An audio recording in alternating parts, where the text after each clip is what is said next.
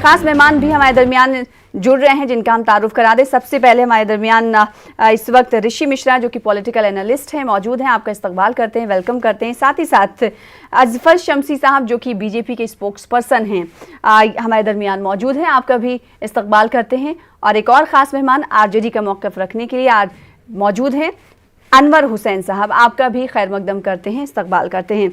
आज सबसे पहले ऋषि मिश्रा साहब आपके पास ही आना चाहूँगे क्योंकि पूरे चुनाव को आपने देखा है और थर्ड फेज को भी देख रहे हैं।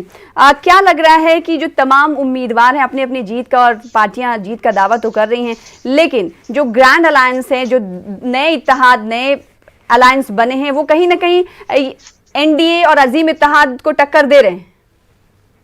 बिल्कुल, आपने बिल्कुल सही फरमाया है कि जो महागठबंधन जो तेजस्वी यादव के लीडरशिप में महागठबंधन चुनाव लड़ रही है, कहीं ना कहीं एक एग्रेसिव अप्रोच अपनाते हुए जनता के बीच महागठबंधन के नेता तेजस्वी यादव गए हैं और कहीं ना कहीं कनेक्ट होते हुए दिख रहे हैं, खासकर जो रोजगार के मामले में आपने अपने चैनल पे भी दिखाया। एक तरफ अजीम एक तरफ महागठबंधन है, दूसरी तरफ एनडीए है। मेरा सवाल ये था कि जो दूसरे अलायंस बने हैं जैसे पीडीए है या ग्रैंड अलायंस है, तीसरे फेज के लिए इन दोनों अलायंस को कितना अहम आप मानते हैं? देखिए, मैं उसी पे आ रहा था। मैं शुरुआत में पहले थोड़ा महागठबंधन के लिए बोल दूं। महागठबंधन कहीं ना कहीं स्ट्रांग है और तेजस्वी यादव ने कहीं ना कहीं जो उन्होंने जो वादे किए हैं, जो प्रॉमिस किए हैं, खासकर रोजगार को लेके, वो कनेक्ट होती दिख रही है। एनडीए को लेके एनडीए को कहीं ना कहीं थर्ड फेज से उम्मीद है, क्योंकि मिथिलांचल, सीमांचल के अलावा जो आपने बात कहा, सीमांचल के अलावा मिथिलांचल वाला जो एरिया है, दरभंगा और मधुबनी, झंझारपुर, ये वाली जो एरिया है, सुपौल है, सहरसा है, तो उनसे भी कहीं ना कहीं एनडीए को उम्मीद है। और एनडीए का नीतीश कुमार का जो वोट बैंक है अति पिछड़ा, इन्हीं एरिया मधुबनी, झंझारपुर, सुपौल, सहरसा, इन्हीं एरिया में मतलब क्या कहते हैं आपको जो है ईबीसी मतदाता काफी है। आपने जो दो बड़े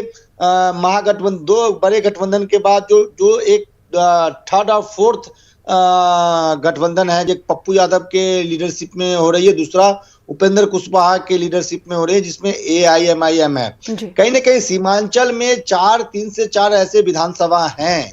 मैं मानता हूं कि कहीं ना कहीं एआईएमआईएम आरजेडी महागठबंधन के वोट को तोड़ रहे हैं।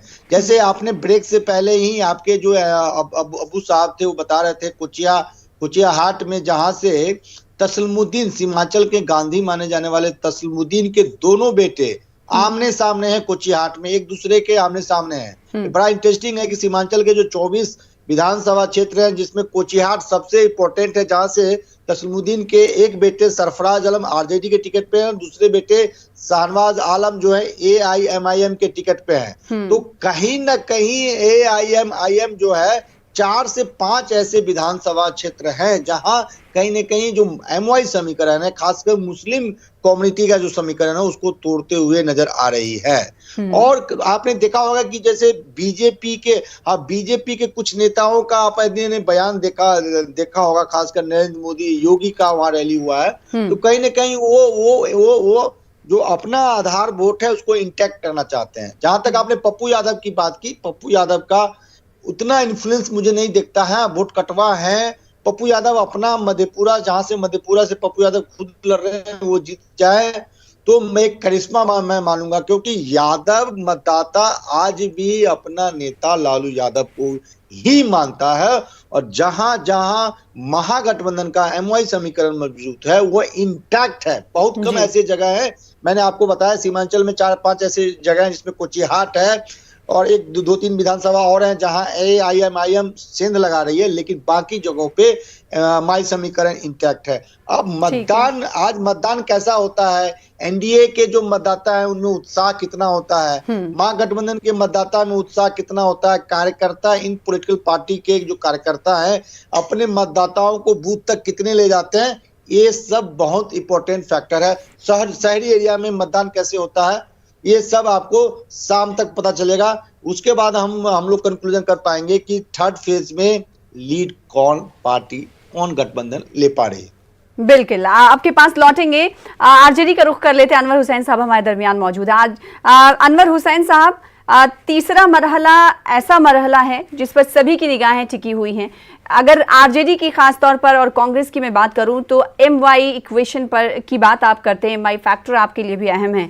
ऐसे में एमआईएम भी आपके सामने है, तो एमआईएम लगातार ये दावे कर रही है कि वो गेन करेंगे, उन्हें ज़्यादा पहले से मकबूलियत मिलेगी, वोट उन्हें सर पर बिठा वोटर उन्हें सर का ताज भी पहनाने वाले हैं।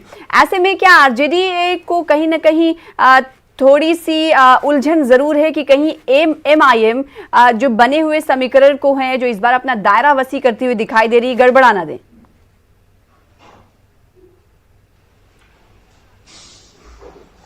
नहीं, ऐसा नहीं है। देखिए, बिहार की जनता पॉलिटिकली बहुत मैच्योर हो चुकी है और उस जनता में बिहार के मुसलमान भी हैं। ठीक है, सीमांचल जो है वो मुस्लिम अक्सरियती इलाका है और वहां पर हमारे सद्दू ओवैसी साहब अपनी पार्टी को बड़ी तादाद में खड़े किए हुए हैं। लेकिन इतने सालों में हम समझते हैं कि देश इस बात को पहचान चुका है, ओवैसी साहब जहां खड़े होते हैं वहां भाजपा की मदद होती है। तो जब हमारा पॉलिटिकल वोटर्स मैच्योर हो चुका है, इस बात को समझने लगा है, तो उनको सुनने के लिए तो भीड़ लग जाती है, लेकिन वो उनकी भीड़ कभी वोट में ट्रांसफॉर्म नहीं होती है। यही होने जा रहा है सीमांचल के इलाके में। उनकी वजह से न उनकी पार्टी को वोट मिलने वाला है, न हिंदू मुस्लिम पोलराइजेशन इस बार होने वाला उस इलाके में। भाजपा लगी हुई है पोलराइज करने में और एमआईएम भी एक दूसरे इस तरफ पोलराइज करती है, जिससे एक दूसरे को ये कम्प्लीमेंट करते हैं।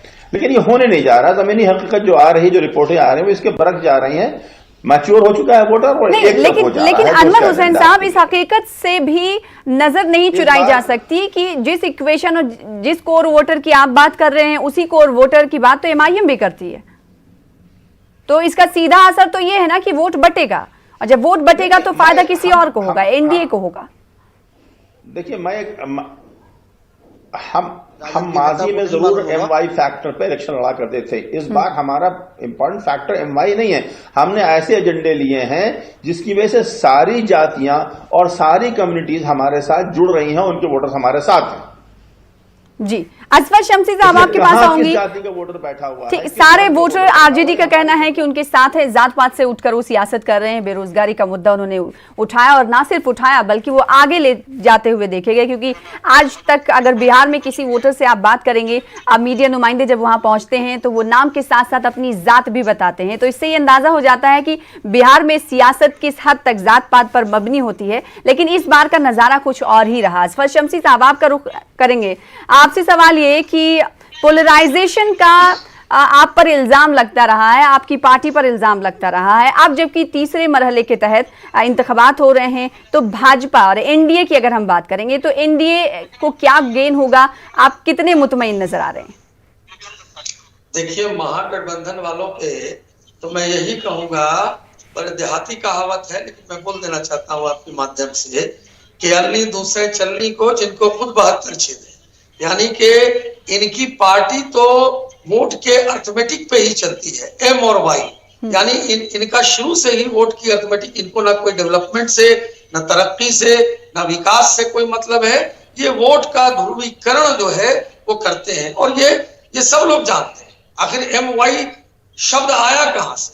जब विकास के सामने इनका एम वाई ध्वस्त होने लगा, क्योंकि जब हमारे मकबूल वजीर आजम ने 135 करोड़ लोगों के डेवलपमेंट की बात की, सबका साथ, सबका विकास और सबके विश्वास की बात की, तो इनकी वोट की अर्थमेटिक खिसक गई, इनकी जमीन खिसकने लगी। तो अब ये चले आए A to Z करने लगे। ये कभी भूरा बाल कहते थे कि भूरा बाल साफ करो, भूमियार को, राजपूत को, ब्राह्मण को। तो सवाल है, इनकी जो मेंटालिटी है ये कभी भी डेवलपमेंट और विकास की नहीं है। ये बोलते हैं, फर्जी बात बोलते हैं, मैं 10 लाख नौकरी दूंगा। क्या विजन है? कहां से सृजित करोगे?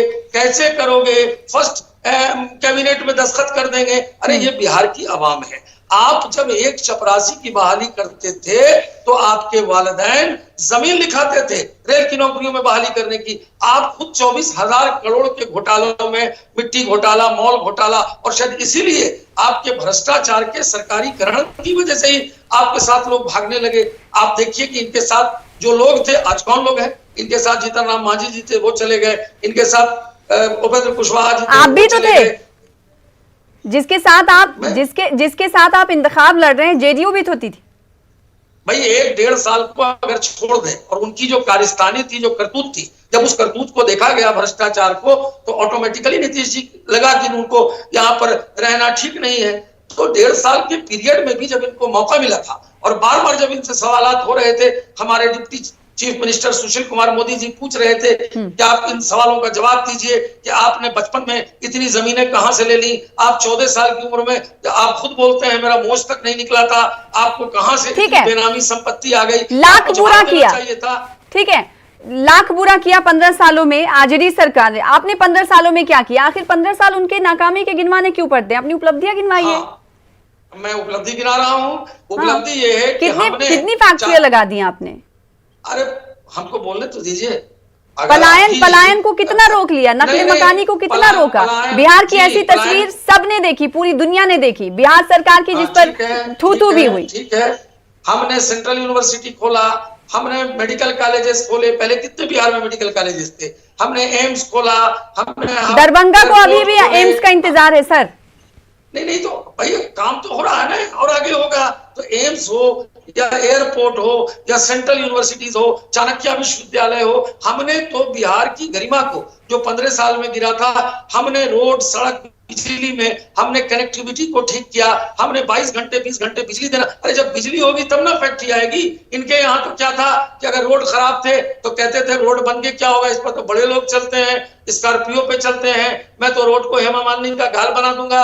अगर बाढ़ आता था तो कहते थे क्या घबराना है, मछली खा लो। इस तरह की फूहड़ बात करते थे। हमने रोड की कनेक्टिविटी की, हमने बिजली 20 घंटे 22 घंटे दी, हमने रोजगार दिया, चाहे वो शिक्षा का हो, हमने इतने रोजगार दिए, और हमने महिला सशक्तिकरण किया। हमने सारी आज महिलाएं देखने को मिल रही है कि असफर साहब, आपने कहा रोजगार दिया, तो फिर रोजगार इतना बड़ा मुद्दा बनता हुआ क्यों जा रहा है? अगर हम 5 साल गुज़िश्ता 5 साल के आंकड़ों पर नजर डालें तो अनएम्प्लॉयमेंट 36 से 42 पे पहुंच गया है। फिर रोजगार आपने कहां दिया, कितना दिया? देखिए रोजगार को केवल अगर दिया होता तो इतना बड़ा मुद्दा रोजगार तो बनता ही नहीं। मोहतरमा, यहीं पर आके खत्म हो जाती है बात सारी। नहीं, अरे मोहतरमा, रोजगार का माने सरकारी नौकरी नहीं है। हमने मुद्रा योजना से 60 लाख लोगों को लोन दिया, 23,000 करोड़, यानी वो छोटे छोटे अपने। तो इसका मतलब है जो 19 लाख नौकरियों की आप बात कर रहे हैं, उसमें वो 10,000 जो अलग उसको कर दे, तो वो तो रोजगार का एंगल आप खेल रहे हैं। इसका मतलब ये है कि जो 19 लाख आप पेपर पे दिखा रहे हैं वो दरअसल 19 लाख नौकरियां नहीं है, 10,000 रोजगार है और 9 लाख नौकरियां हैं। ये मैं समझूंगी ऋषि मिश्रा साहब से। ऋषि साहब, 10 लाख नौकरियां देने का जब आरजेडी ने वादा किया तो बीजेपी ने कई सवाल खड़े किए। उसके बाद बीजेपी ने कहा कि 19 लाख हम नौकरियां देंगे। फिर जब बीजेपी से सवाल किया गया तो बीजेपी ने कहा कि डिफरेंट सेक्टर्स में हम 9 लाख नौकरियां देंगे और 10 लाख रोजगार होगा। तो ये जो पूरा पैकेज है, तो ये कहीं ना कहीं लोगों को कंफ्यूज नहीं कर रहा है कि आप 10 लाख रोजगार दे रहे हैं लेकिन बता रहे हैं कि 19 लाख नौकरियां? तो ये छलावा हुआ ना फिर तो आवाम से। मैं 2-3 फैक्ट्स बता दूं। 46% बेरोजगारी दर है बिहार में। हाँ। और जो हमारे जो पॉलिटिकल नुमाइंदे बैठे हैं, चाहे वो आरजेडी के हो या बीजेपी के हो, और कांग्रेस को भी मैं कहना चाहता हूं कि कांग्रेस ने भी बहुत दिनों तक शासन किया, आरजेडी ने 15 साल तक शासन किया और जेडीयू ने 15 साल तक शासन अब कर रहे हैं। 46% बेरोजगारी दर है। और दुर्भाग्य की बात है कि केंद्र में भी बीजेपी की सरकार है और राज्य में जेडीयू बीजेपी की सरकार है, उसके बावजूद भी 46% बेरोजगारी दर एक चिंता का सबब है। नंबर 1। नंबर 2, किसानों का हालात देखिए कि ऑन एवरेज पर एकड़ बिहार में 3,000 रुपया इनकम है, और यदि आप पंजाब से तुलना करें तो पंजाब में पर एकड़ किसानों की जो आय है 12,000 रुपये है।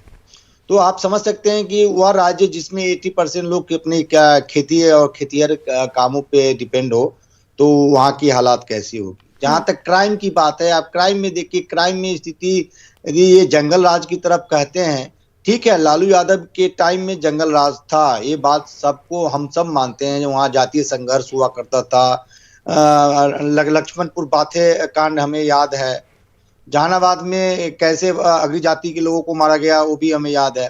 तो लालू यादव के टाइम में चंपा विश्वास कांड हुआ था, एक आईएएस की पत्नी के साथ 3 साल तक एक राजद के विधायक के बेटे ने रेप किया था। शिल्पी गौतम कांड मुझे याद है, जिसमें लालू यादव के साले साधु यादव का इन्वॉल्वमेंट था।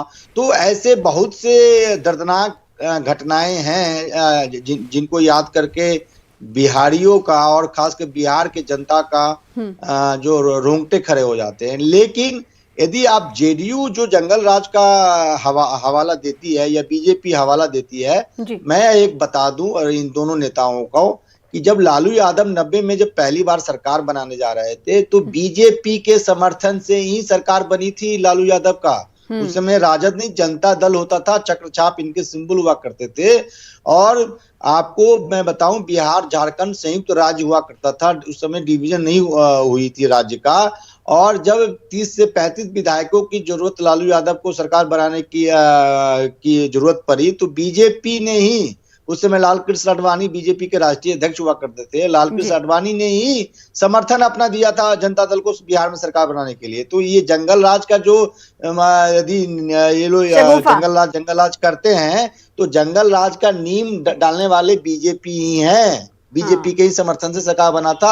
आज तक किसी पत्रकार ने ये बिहार चुनाव में ये चीज नहीं बताया है, मैं आपको बता दूं। असफर शम्सी साहब आपको आईना दिखा रहे हैं, आपकी पार्टी को आईना दिखा रहे हैं। जिस जंगल राज पर आप मुखर होकर बोलते हैं, बुलंद आवाज में बोलते हैं, 1990 में आपकी पार्टी ने क्या किया था?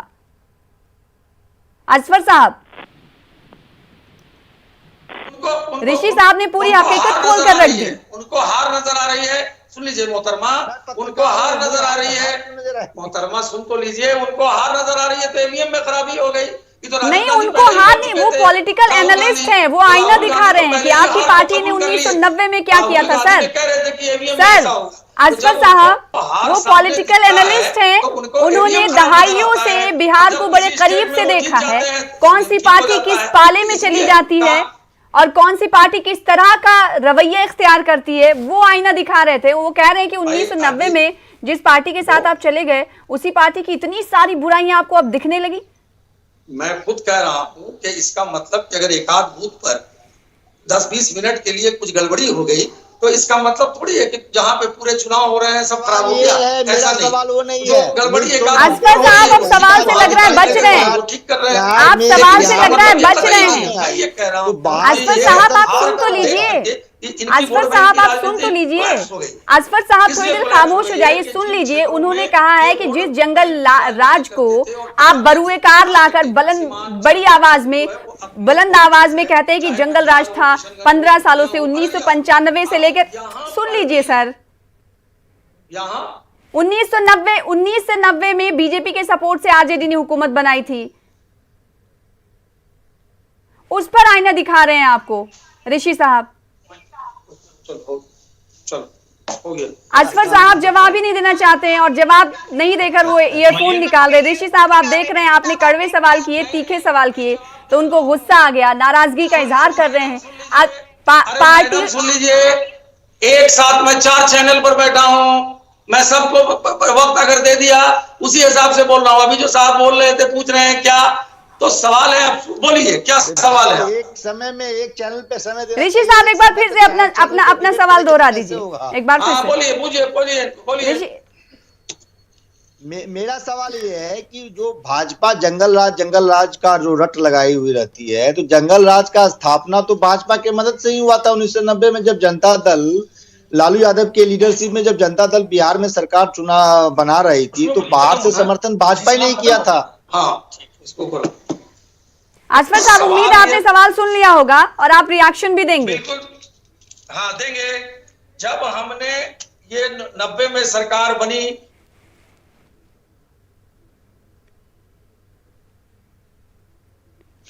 असफर साहब आपको सुनने के लिए हम लोग मौजूद हैं। तो आ रही है मेरी आवाज? जी आ रही है। हाँ, तो ये जो बता रहे हैं कि 7 थे, तो 90 में हम कुछ दिन के लिए साथ थे। जब इनकी कारस्तानियों को देखा तो हम अलग हो गए, क्योंकि हम जानते थे कि ये किस तरह जो है पॉलिटिकलाइजेशन का क्रिमिनलाइजेशन करते हैं। ये सुन तो लीजिए, और किस तरह भ्रष्टाचार का सरकारीकरण करते हैं। कांग्रेस के लोग बोल रहे हैं पूरे देश से खत्म हो गए, बिहार में इनकी कोई साख नहीं है, कोई नींव नहीं है, इनको डेवलपमेंट नजर नहीं आ रहा है। इनकी जो अर्थमेटिक थी वो अर्थमेटिक खत्म हो गई एमवाई की। अब इनके जो महागठबंधन के लोग, इनका तो अपना कुछ है ही नहीं शराब, बिहार में कांग्रेस का। कांग्रेस अकेले लड़के देख ले क्या हैसियत है, समझ में आ जाएगी। तो ये जिसके साथ है और एमवाई कर रहे हैं, उस एमवाई ने भी इनको ध्वस्त कर दिया है। नहीं, और आपने- अभी जिन क्षेत्रों में, आसफा साहब आपने कांग्रेस की बात कही, बीजेपी भी अकेले नहीं लड़ सकती। देखिए मेरा तो पूरे देश के अंदर गठबंधन है और हम ज्यादातर, हम तो एब्सोल्यूट आपका गठबंधन दूसरी पार्टियों का गठबंधन नहीं। इनका पूरे देश में नहीं है ना, इनका पूरे देश में क्या हालत है। हम जब बड़ी पार्टी है, हम अकेले सत्ता में है, लेकिन हम सबको लेके चल रहे हैं। मेरे कहने का एक मतलब है, महत्वपूर्ण बात कहना चाहता हूँ, ऋषि देखिए, साहब, political आप development बोलिएगा, मैं बताना नहीं, चाहता हूँ। ऋषि साहब बोलने देखिए दीजिए, ये आप अपने बोलिएगा पार्टी को बाद में, डिफेंड करेंगे। आप बाद में जनता का बोलिएगा, समय, आप हमारे बोलिए, न्यूज अरे 18 के जो श्रोता कहीं नहीं हैं, रहेंगे आप। दर्शक हैं, आप उनका कहीं समय नहीं बहुत रहेंगे। इंपॉर्टेंट है। इस मैं चुनाव आपको एक में- चीज बताता इस हूँ, चुनाव देखिए में- इस एनडीए चुनाव में कहीं नहीं रहेंगे। इस चुनाव में कांग्रेस कहीं नहीं रहेगी, घबराइए मत। सर वो कांग्रेस पार्टी से नहीं है, आप है क्यों ये नहीं समझ रहे हैं? वो पॉलिटिकल बीजेपी के एनालिस्ट हैं, नुमाइंदे- अपना एनालिसिस बोल रहे हैं। ऋषि बीजेपी साहब के क्या बात नुमाइंदे रखना यदि चाह रहे हैं? चुप हो जाए तो मैं अपना एक एनालिसिस आपको बताऊं। हाँ, बिल्कुल, रखिए। कि देखिए एनडीए बेहतर स्थिति में तब होती है जब एनडीए इंटैक्ट होता। मैं दो एग्जाम्पल बताता हूं, आप भी सहमत होंगे। आप देश के जाने मानी एंकर हैं, आपने बिहार चुनाव को बहुत गंभीरता से देखा है और लिया है। तो मैं बताता हूं, जैसे एक सिवान में सांसद हैं जेडीयू के कविता सिंह, और कविता सिंह को नीतीश कुमार के मौजूदगी में जेडीयू के विधायक श्याम बहादुर सिंह ने आलोचना किया कि कविता सिंह के हस्बैंड एनडीए के प्रत्याशी को हराने में लगे हुए हैं। नंबर 1। नंबर 2, भागलपुर के जो जेडीयू के सांसद हैं अजय मंडल पे बीजेपी के कदावर नेता और बिहार के उप मुख्यमंत्री सुशील मोदी ने मंच से सरेआम आरोप लगाया कि अजय मंडल जो जेडीयू के सांसद हैं वो एनडीए के प्रत्याशी को हराने में लगे हुए हैं। तो आप समझ सकते हैं बिहार जैसे इंपॉर्टेंट राज्य में जब चुनाव हो रहा हो और एनडीए के 2 सांसद अपने ही प्रत्याशी को हराने में लगे हों, तो समझ सकते हैं कि एनडीए कितना इंटैक्ट है। जी, जाहिर सी बात है, काफी अहम बात आपने रखी और इस बहस को जारी रखेंगे। छोटे से ब्रेक के लिए रुक जाते हैं, ब्रेक के बाद जल्द लौटेंगे। आप तीनों से सवाल